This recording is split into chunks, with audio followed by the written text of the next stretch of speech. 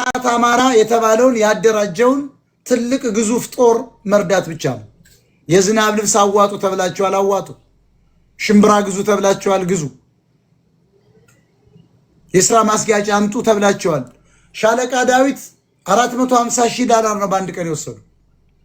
እሳቸው ግን ገንዘቡን ይዘው ከጓደኞቻቸው ጋር እስከ 4 ሚሊዮን ደርሷል፣ ጠፍተዋል። እንደውም መጣው ለምን ጠየቃችሁ ብለው ነው ያሉ።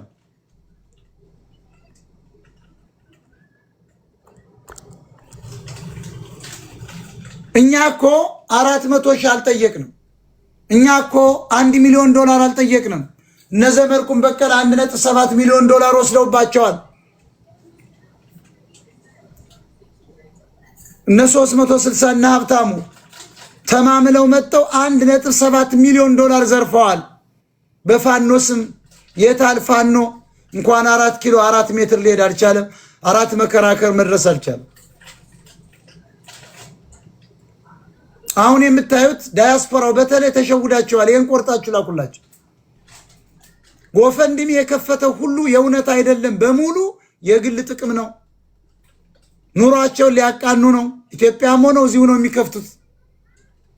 በአማራ መፈናቀል ያልዘረፈ ሂዱና ጎፈንድሚ.com ተመልከቱ፣ ታዝናላችሁ። በጨየ ተክለ ሃይማኖት ይላል፣ በደብረ ብርሃን ጭፍጨፋ ይላል፣ በማይካድራ ይላል፣ በዚህ ቦታ የጅማ ቤተክርስቲያን ተቃጥሎ ይላል። መኮንን ሞረዳ እኮ የሐረር ቤተክርስቲያን ተቃጠለ ብሎ $5,000 ላፋርጉ $13,000 ላፋርጉ ጠፍቷል። በጣም ያሳዝናል። ጎፈንድሚ በአማራ ያልከፈተ የለም። የሚሰጠው ደግሞ ይሄው ነፍሴን እዚያ ላይ ሀገር ላውንጅ የተመቻቸች ገነት የምትባል ላውንጅ እግዚአብሔርን በጉቦ አታሎ እገባለሁ ያለ አማራ ነው የሚሰጥ።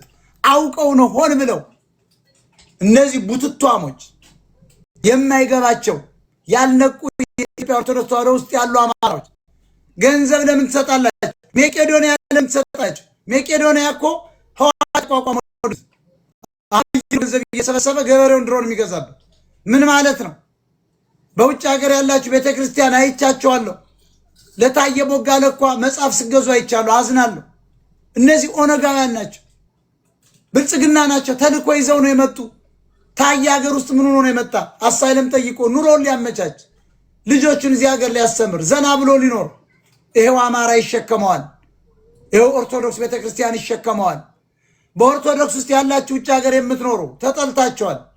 አማራ ናችሁ።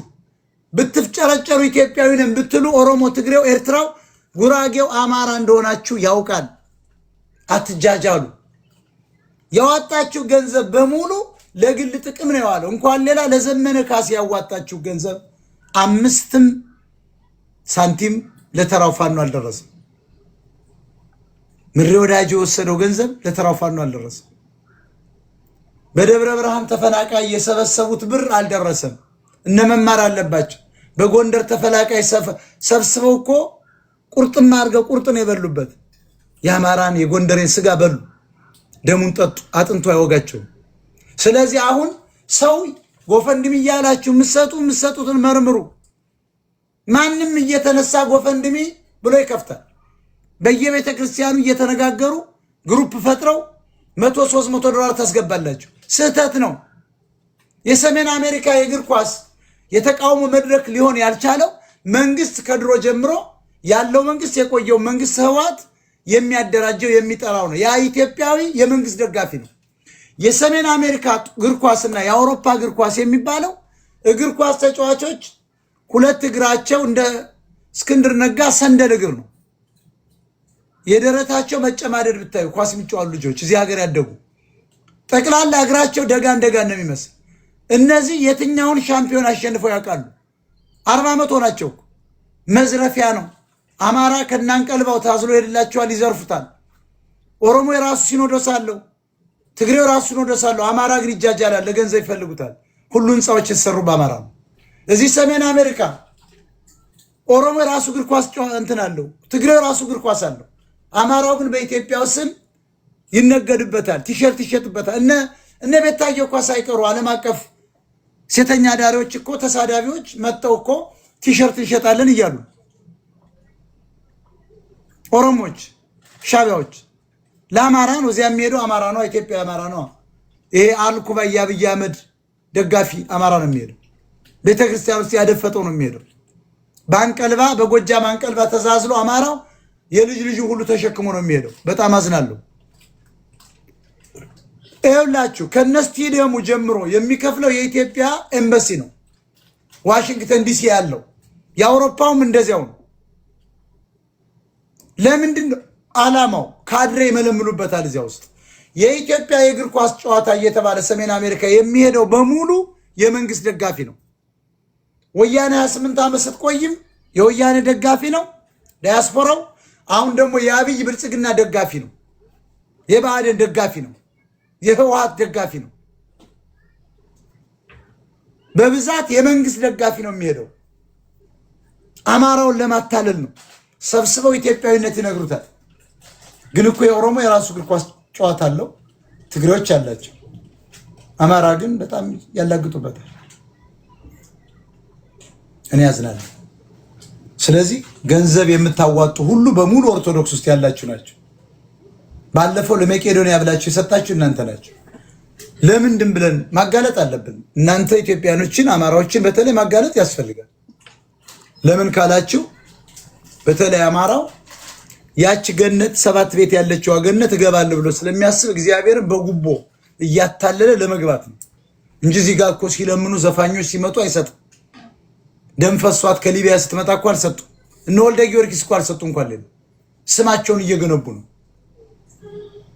ደግሞ ድሃ ተስፈኛ ነው። አንበሳ ከወረወርክለት ወልደ ጊዮርጊስ እያለ ሊጮህ ይችላል። የፖለቲካ አጀንዳ ነው ሁሉ። ስለዚህ በየቤተ ክርስቲያን ያሉትን እስኪ እንቆርጣቸው ያርሱላቸው። የሰጣችሁ ገንዘብ እስካሁን በቸርች የተሰበሰበው በማህበር የተሰበሰበው አማራን ነፃ አላወጣውም፣ ድሃዎችም አልደረሳቸውም። 5 ዳቦ ያሳዩና 90% በኪሳቸው የሚከቱ የሚሰበስቡ ሰዎች። ከዚህ ሁሉ ይልቅ የመንግስት ስልጣን እንደ ኦሮሞና እንደ ትግሬ ብንይዝ ግድያ ይቀራል፣ መለኩሴ አይገደልም፣ ገበሬ አይፈናቀልም፣ መሬቱ በእጃችን ነው፣ ከተማው በእጃችን ነው፣ ውሃው በእጃችን ነው፣ አባይ በእጃችን ነው፣ ገዳማቱ በእጃችን ናቸው፣ ጎንደር ፓላስ በእጃችን ነው፣ የምልክ ፓላስ በእጃችን ነው፣ ደቡብ በእጃችን ነው፣ ወለጋ በእጃችን ነው። ስለዚህ ይሄን ለማድረግ ለእውነተኛ ታጋይ እንደነዘመነ እየወጣ የሚቀባጥር አሁን ሱዳን ውስጥ እንደተደበቀው ሳይሆን ትጥቁን የደበቀ ቁጥሩን የደበቀ አካባቢውን የደበቀ ስሙን የደበቀ ፎቶውን አቃጥሎ ያጠፋ ሰው ብቻ ነው ጉሬላ ፋይት ወይም ደግሞ ሽምቅ ተዋጊ የሚሆን። አማራ የመጃጃሉ መጃጃል ብርጋዴር ጀነራል ውባንታ ባተ ይላል። የሽምቅ ተዋጊ እንኳን ብርጋዴር ጀነራል 10 አለቃም የለውም። ማፈሪያ ስለሆነ ከሞተ በኋላ ጎንደሬ ካስገደለ ከገደለ በኋላ ጀነራል ይለዋል።